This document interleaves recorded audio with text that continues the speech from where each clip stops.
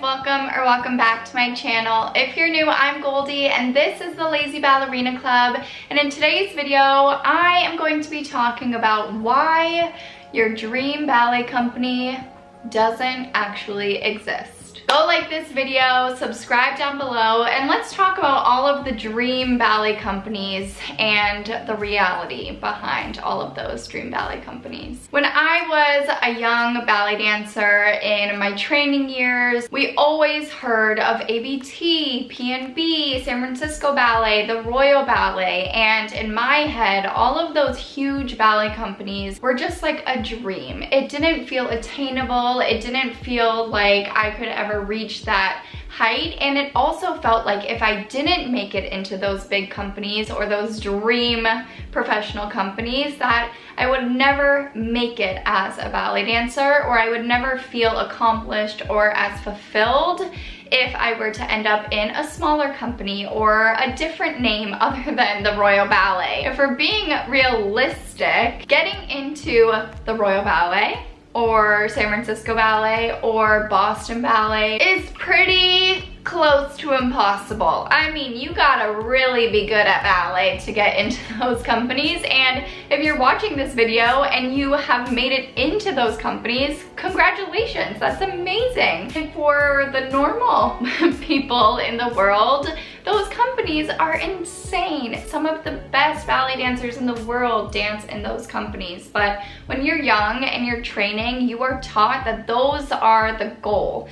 Those are the finish line, and if you didn't make it into those companies, you might feel really terrible about yourself. I mean, I remember when I first started auditioning and reality sunk in, and I auditioned for San Francisco Ballet and I never even made it into their summer intensive. I auditioned for ABT year round and I got waitlisted, and in those moments I felt crushed. I felt like a failure. As I got into my professional career, I danced with Ballet Met in Columbus, Ohio, and then I danced in Kansas City with the Kansas City Ballet, and both of those companies are amazing companies. But I remembered being in those companies always thinking, well, if I just get into Boston Ballet or if I just get into PNB, then I would feel like I've made it as a ballet dancer. Having those thoughts and those feelings are great and fine, and it's good to have goals and it's good to work hard for something. I felt like those thoughts consumed my brain to the point that I wasn't even really appreciating the companies that I was in. I think all of us dancers in Kansas City or Ballet Met all had this idea of,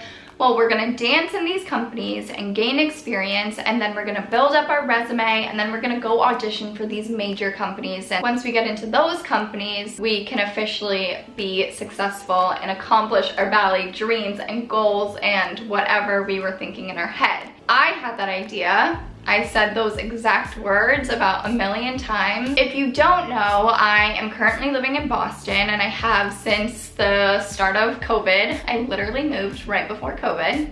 What beautiful timing. And before I moved to Boston, I was doing long distance with my boyfriend who already lived in Boston.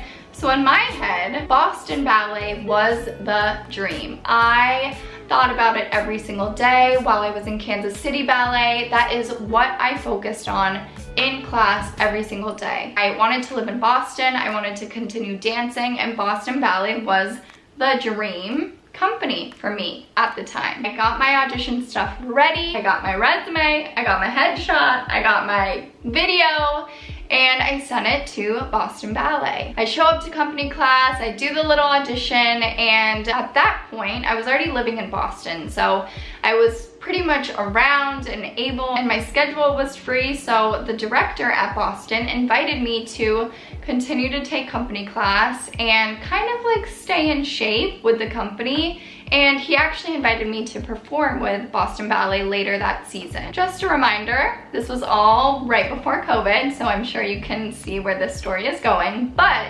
I felt like I made it. I was showing up and being in the company every single day with those company dancers that I've followed on Instagram forever, and I finally made it. I was showing up to that room and dancing with all of those gorgeous Boston Ballet dancers. Quickly after that, I started to have these thoughts in my head. Once I started showing up to Boston Ballet every single day, I was kind of getting a taste of what that world actually felt like. I was so used to being in like a middle-sized company, middle-level company, and to me, Boston Ballet was the prestigious, huge company, that name we've all heard. I quickly realized that it might not be all that it's cracked out to be. Don't get me wrong, Boston Ballet is gorgeous. The dancers are beautiful. The studios are insane. And everything that you think of when you think of Boston Ballet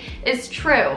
It's pretty incredible, but when I started thinking about my dream company, it didn't feel like this was the dream that I've always wanted it to be. All of a sudden, I was questioning everything that I've ever known about what a dream ballet company actually meant to me. I started to realize that my true dream ballet company might not be the prestigious name, and my dream company might look a little different. It might look like a smaller company with a director that actually appreciates me for the dancer that I am in the studio. The cutthroat mentality of those prestigious companies didn't really align with the journey that I was on at that moment in my life. I just left my ballet company to focus more on my mental health, and I was immediately showing up to one of the most prestigious ballet companies in the world, and I really had to ask myself, was this the thing that was going to help my mental health?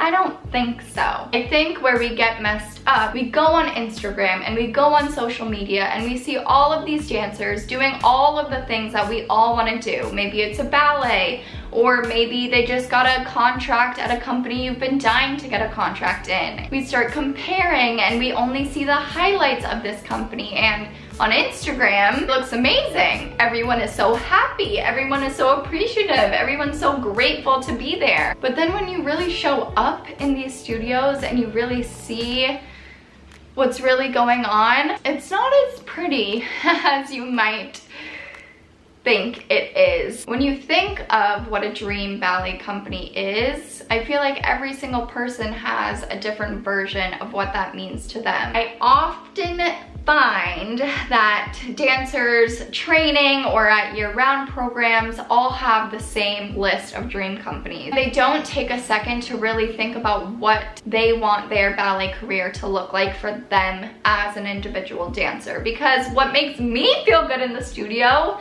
can totally be different to what makes you feel good in the studio. Is it worth it to be in this huge prestigious company if I'm always gonna be swan number 15? Or is it worth finding a smaller company or a different company where the artistic staff really values me as a dancer and I'm able to dance all of the roles I've ever wanted to dance, just maybe on a smaller stage? Maybe that's more important to me than the name of the company. We all get so wrapped up behind what we think our life should look like or what we think our ballet career should look like in order to say that we became successful. I think the moral of this video today is kind of to forget what you thought your life was supposed to look like and accept wherever your life has taken you to this point, or your ballet career. In my head, I thought my dream ballet career was dancing with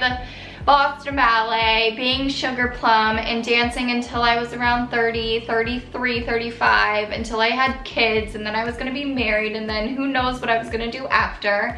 And here I am at 26. I left my ballet company. I got a taste of Boston Ballet and realized that it wasn't really my dream. It was just the dream that I thought was the dream my whole life. I'm sitting and doing a YouTube video, and I'm just about to start teaching ballet as my full-time job. I had no idea that my life was gonna look like this, and I am feeling way more fulfilled today than I was 2 years ago walking into Boston Ballet for those company classes, and I can honestly say that. I will say I'm very grateful that I got that taste in that world, because I'm sure if I never was in those studios at Boston Ballet, I probably would always think about what that would feel like and what that would feel like as a ballet dancer showing up to those studios every day. The grass is always greener on the other side in your brain, but I'm so grateful I got a taste because I realized that my priorities are so different compared to when I was 18 or 20 just starting in my professional ballet career. And I'm not saying for a second that these companies are bad or that you shouldn't try to get into these companies or that Boston Ballet is this terrible place. It's actually the opposite. I think they're so phenomenal, and I think all of those dancers are insane and incredible. What I'm really trying to say is the idea of what a dream company looks like, or what a dream career looks like, or even what your dream life looks like to you right now might not be what feels best for you once you get there. If you take anything away from this video today, it's just to have a little more acceptance in your life and where you're at in your journey. And you might not feel like you've made it to your dream company yet, and that's okay. It's a process. I definitely have way different dreams now at 26 than I did at 18.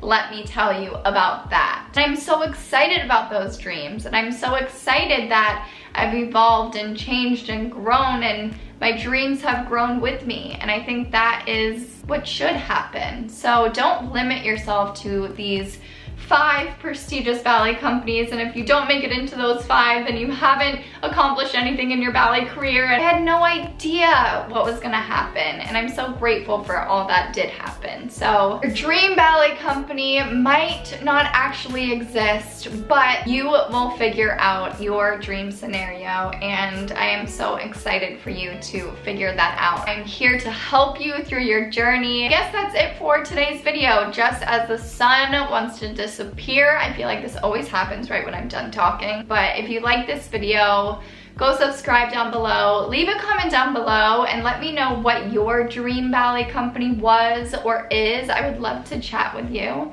and I will see you soon. Bye guys.